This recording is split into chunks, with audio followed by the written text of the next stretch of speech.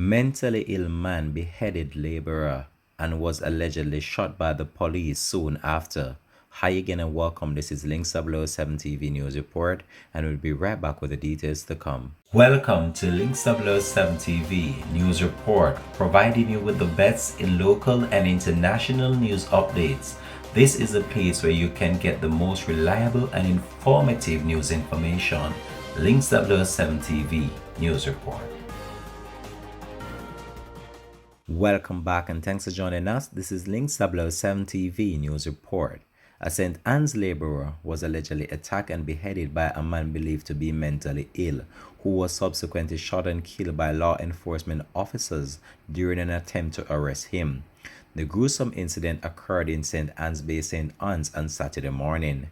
The deceased men, only identified by their aliases Notsi and Soji.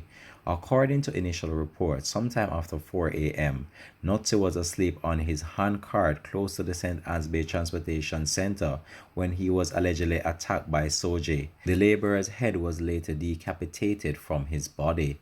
The police were subsequently alerted to the area, and upon their arrival, they found the torso of Notsi. Acting on intelligence, the police went to another location in St. Anne's Bay, where they reportedly found Soji in the process of burning the deceased man's head. The police tried to apprehend the suspect, but he allegedly approached them in a threatening manner with a machete.